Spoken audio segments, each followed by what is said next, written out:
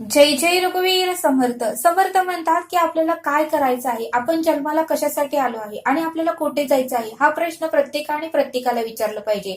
आणि म्हणून समर्थ म्हणतात की घेणाऱ्यापेक्षा देणारं बना. म्हणून समर्थ म्हणतात की घेणाऱ्यापेक्षा देणारं बना, म्हणजे परमेश्वर परब्रह्म आपल्याला देतच राहतो असं समर्थ आपल्याला ते सांगतात.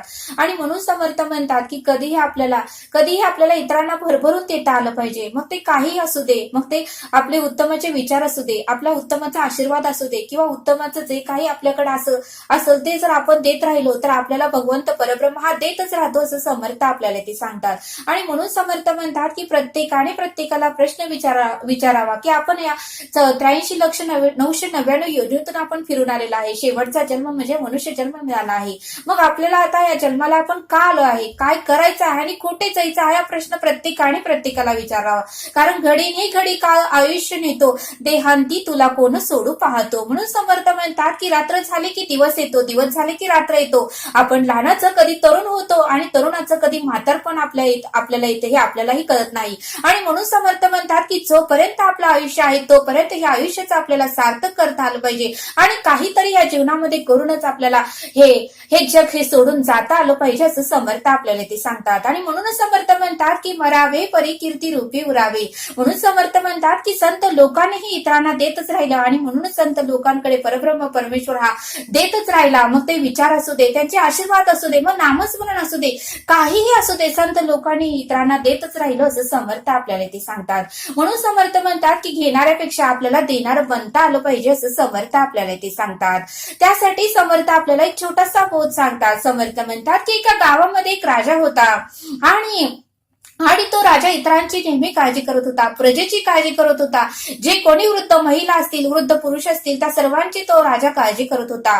आणि रात्री अपरात्री कोणी राजाला बोलवलं तर राजा तेथे धावून जात होता आणि सर्वांची राजा मदत करत होता. सर्वांना काय हवं आहे, काय नको आहे, कोणाला नडल्या अडलेल्यांना सगळ्यांना राजा मदत करत होता. एवढे राजाने आशीर्वाद कमवले होते की सर्वजण राजाचं कौतुकच करत होते. लहानापासून ते मोठ्यापर्यंत पूर्ण गाव राजाचं कौतुक करत होतं. कारण राजाने कोणालाही दुखवलं नव्हतं, कोणाच्याही डोळ्यात अश्रू दिले नव्हते, कोणालाही घालून पाडून बोललं नव्हतं. राजाने सर्वांची सेवा उत्तमाची केली होती. लहानांपासून ते मोठ्यापर्यंत राजाने सर्वांचे आशीर्वाद मिळवले होते. पण बघा म्हणले समर्थ, जसं म्हणले ऋतू बदलतो, जसं उन्हाळा झाला की पावसाळा येतो, ऊन आलं की सावली येते, तसं आपल्या आयुष्यातही सुख हे कायम राहत नाही. सुख आलं की दुःख येतच असं समर्थ आपल्याला ते सांगतात. म्हणून समर्थ म्हणतात की बालपण कायम राहत नाही, तरुण पण कायम राहत नाही आणि म्हातारपणही कायम राहत नाही. तसं आयुष्यामध्ये सुखही कायमस्वरूपी राहत नाही आणि दुःखही कायमस्वरूपी राहत नाही. तसं कर्मधर्म संयोगाने राजाच्या आयुष्यातही एक दुःखद घटना घडली. आणि बघा म्हणले समर्थ, राजाच्या उजव्या डोळ्याला अशा काही वेदना होऊ लागल्या. असं काही डोळा लाल झाला की डोळ्याला इन्फेक्शन झालं होतं. राजाने सर्व वैद्यांना दाखवलं, सर्व डॉक्टरांना दाखवलं, पण कोणाकडूनही राजाच्या त्या डोळ्याचा इलाज झाला नाही. मग मात्र राजा निराश राहू लागला आणि राजा उदास राहू लागला. राजाचे कशातही मन लागत नव्हतं, कारण डोळा उघडला की डोळ्यातून पाणी येत होतं, डोळ्यातून वेदना होत होत्या आणि मग मात्र राजाला काहीच कळत नव्हतं. मग मात्र राजा एक मोठ्या वैद्याकडे गेला. त्या वैद्याने राजाचे बऱ्यापैकी राजाच्या डोळ्याचा इलाज केला, पण थोडीशी सूज होती. त्यावेळेस तो वैद्य म्हणाला, राजे साहेब, ही थोडीशी सूज आहे, मी काही पूर्णपणे डोळा तुमचा बरा करू शकत नाही, पण एक उपाय मात्र मी तुम्हाला नक्कीच सांगू शकतो. तुम्ही फक्त तुमचं सर्व काही आजूबाजूचा परिसर आहे तो हिरवा करून घ्या आणि हिरवा रंग तुम्हाला ह्या डोळ्यासाठी उत्तम आहे. हिरवा रंग बघितला तर ह्या डोळ्याला शांत वाटेल. जर तुम्ही इतर कुठले कलर बघितले तर डोळ्याला त्रास होणारच आहे, असं तो वैद्य राजा साहेबांना म्हणाला. त्यावेळेस राजा ठीक आहे म्हणाला आणि आपल्या राजवाड्यात आल्या. राजालाही दुःख होत होतं की शेवटी महत्वाचा म्हणजे आपल्या देहाचे सर्वच पार्ट महत्वाचे आहेत, सर्वच अवयव महत्वाचे आहेत. एक जरी अवयवाला दुःख झालं, एक जरी अवयव वेदना होऊ लागला तर बघा म्हणले रात्र आपल्याला झोप येत नाही. मग डोळा हा अवयव तर खूप महत्वाचा आहे. या डोळ्याने तर आपण सर्व काही दुनिया बघतो, जग बघतो, आणि डोळ्याचा आपल्याला साथ देत नसेल तर किती त्रास होत असेल हे प्रत्येकाला विचारावं असं समर्थ आपल्याला ते सांगतात. त्यावेळेस राजालाही खूप वेदना होऊ लागल्या. मग राजाने ठरवलं की नंतर मात्र आपल्या आयुष्यामध्ये हे जर वेदना कायमच राहिल्या तर आपल्याला राज्यपद म्हणून कुठल्या तरी मुलाची नेमणूक करावीच लागेल. त्यावेळेस राजाने ठरवलं की आता आपण आपल्या राजवाड्यामध्ये एक नवीन राजाची नेमणूक करायची. आणि राजाने आपल्या पत्नीला म्हणजे राणीलाही सांगितलं की आपण सगळेजण मिळून मुलाखत घेऊया. आणि मग मात्र सर्व राजदरबारात त्यांनी घोषणा केली की ज्याला कोणाला राजा बनायचं आहे त्यांनी सर्वजण मिळून राजदरबारात यावे.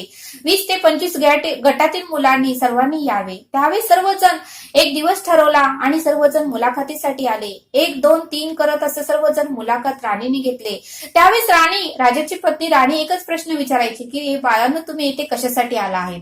त्यावेळेस एकाही मुलाने उत्तमाचं उत्तर दिलं नाही. कोण म्हणत होतं आई वडिलांनी पाठवलं, तर कोण म्हणत होतं तुम्ही आम्हाला बोलवलं म्हणून आम्ही येथे आलो, आम्हाला येथे काहीतरी काम आहे असं सांगितलं म्हणून आम्ही येथे आलो, असं प्रत्येक जण बरेच जण काही ना काही असं उत्तर देत होते. ते राणीला आवडत नव्हतं.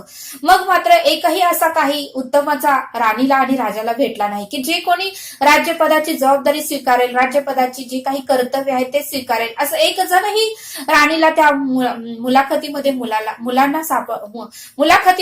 एकही मुलाने उत्तमाचं उत्तर दिलं नाही. त्यावेळेस मात्र राणी आणि राजा दोन्ही निराश झाले.